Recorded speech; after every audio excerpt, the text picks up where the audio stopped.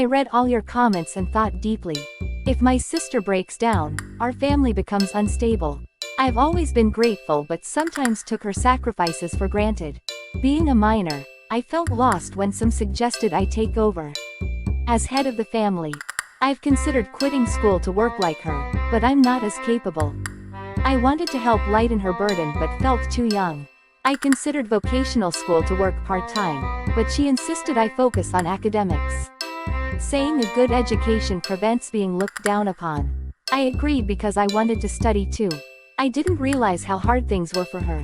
With my long school hours and our sister-in-law's mistreatment, I failed to notice her struggles.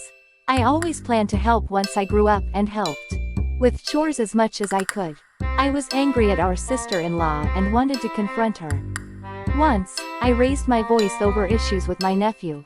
But my sister scolded me, saying it's not my place and would bring shame to her and mom. So I held back, though frustrated. Recently, she wasn't eating and lost weight. This morning, she came out, ate, showered, and seemed like herself again.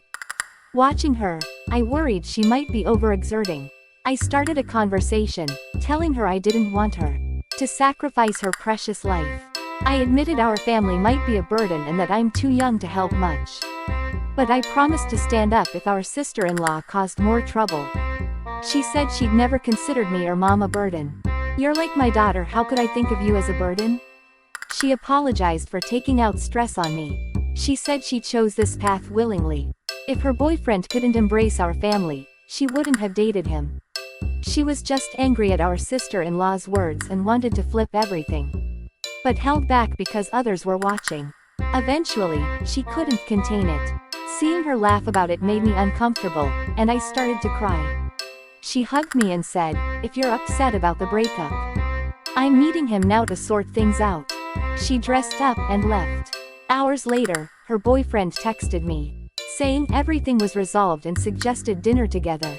I felt relieved, but thoughts of our brother and sister-in-law still bothered me. Mom and I wished we could find a way to deal with them. We decided to lend them 10 million won with a promissory note. If they can't repay or improve, we'll take custody of my nephew. If that happens, even though I'm preparing for exams, Mom and I will care for him. She plans to focus on me until my entrance exams are over. She wants to get married next spring after discussing with both families.